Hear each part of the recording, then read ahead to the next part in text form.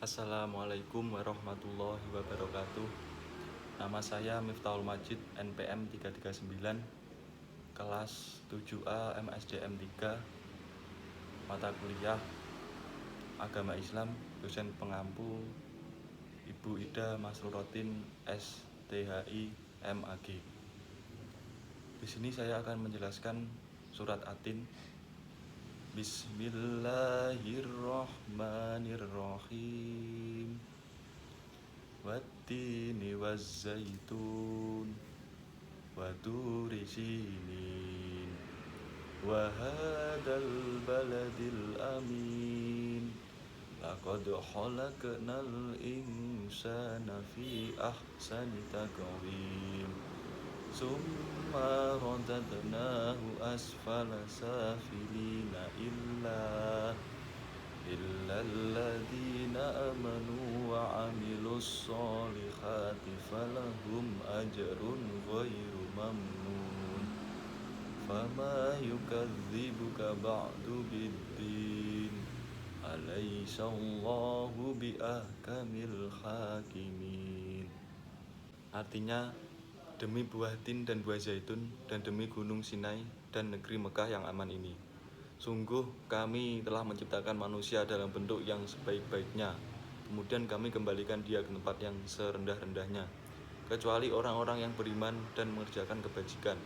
Maka mereka akan mendapatkan pahala yang tidak akan putus-putusnya. Maka apa yang menyebabkan mereka mendustakanmu tentang hari pembalasan setelah adanya keterangan-terangan itu? Bukanlah Allah Hakim yang paling adil? Yang pertama, saya akan menjelaskan asbabun nuzul dari surat Atin. Asbabun nuzul surat Atin adalah suatu saat terdapat salah satu sahabat Nabi yang bertanya tentang bagaimana amalan seorang hamba jika hambanya tersebut mengalami pikun atau kondisi saat berkurangnya daya ingat seseorang atau memori yang dimiliki seseorang memiliki penurunan. Setelah pertanyaan tersebut datang kepada Nabi, maka Allah menurunkan surat Atin untuk memberikan penjelasan bahwa orang-orang yang telah sampai masa tua dan mengalami pikun tetap akan mendapatkan pahala dengan terus mengalir. Pahala yang terus mengalir. Surat ini juga berisi tentang peringatan yang ditujukan kepada manusia. Dari surat Atin tersebut dapat diketahui bahwa surat Atin berisi peringatan kepada seluruh manusia yang tidak mau beribadah akan diancam oleh Allah dimasukkan ke dalam neraka. Allah yang telah menciptakan manusia sebagai sebaik-baiknya makhluk di muka bumi, sudah seharusnya manusia dapat bersyukur dan juga menjalankan kewajiban sebagai manusia, yaitu beribadah kepada Allah. Tafsir ini dari Muhammad Ali As-Sabuni.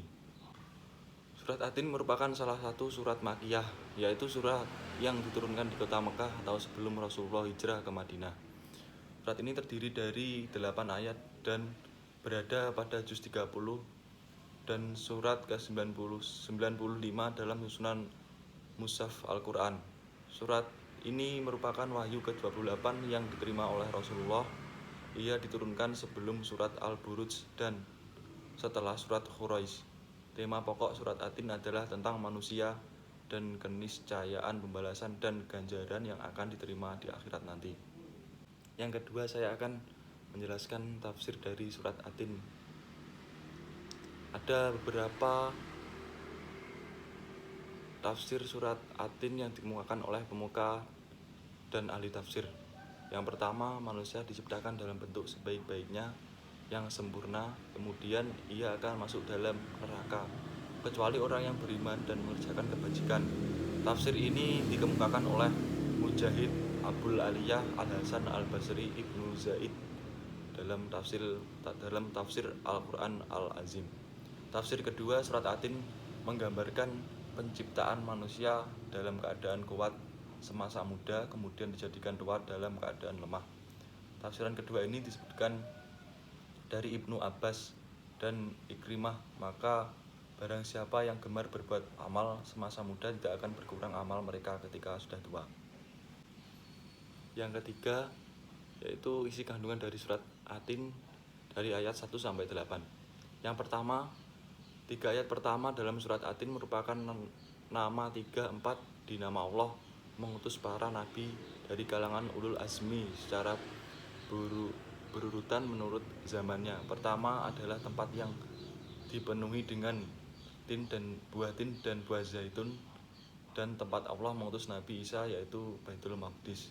Kemudian tempat kedua adalah Tur Sinai, yakni nama bukit tempat Allah berbicara langsung dengan Nabi Musa.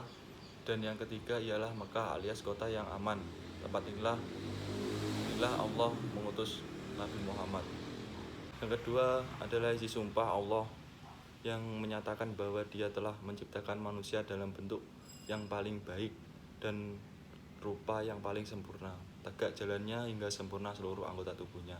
Yang ketiga, Allah Subhanahu wa taala juga berfirman menciptakan neraka jahanam atau tempat yang paling hina bagi ciptaannya yang sempurna bila mereka tidak taat kepada Allah dan tidak meneladani Rasulnya. Isi kandungan yang keempat yaitu Allah Subhanahu wa taala mengingatkan tentang hari pembalasan kelak melalui surat Atin. Allah berfirman bahwa semua tanda-tanda penciptaannya sudah digambarkan dengan jelas berikut, dengan tanda-tanda bahwa semua ciptaan Allah akan kembali kepadanya. Oleh sebab itu, tidak ada lagi alasan bagi manusia untuk mendustakan hari pembalasan kelak. Dan isi kandungan yang terakhir atau yang kelima yaitu Allah Subhanahu wa taala merupakan hakim yang paling adil untuk melampaui batas dan tidak aniaya terhadap seseorang pun, termasuk dalam menciptakan hari kiamat dan memberi balasan bagi orang-orang yang melanggar perintahnya. Isi kandungan ini dari tafsir Ka'bul Ahbar Hadadah Ibnu Zaid. Yang terakhir saya akan menjelaskan hikmah dari surat Atin tersebut. Yang dapat kita peroleh hikmah mengenai bagaimana kita seharusnya berlaku sebagai manusia, yaitu tetap tawakal dan beribadah kepada Allah, karena itu sesuai dengan tujuan penciptaan manusia, yaitu beribadah dan menyembah kepada Allah. Arti surat Atin ini juga dapat diamalkan di dalam keseharian, yaitu dengan terus menerbitkan ibadah kepada Allah. Kita dapat memulainya dengan yang terkecil, yaitu melaksanakan sholat wajib 5 waktu dengan tepat waktu. Selain itu juga harus membagikannya dengan melakukan amal soleh, misalnya membantu orang sekitar dan lain sebagainya. Terima kasih, itu yang bisa saya jelaskan dari surat Atin. Kurang lebihnya mohon maaf. Wassalamualaikum warahmatullahi wabarakatuh.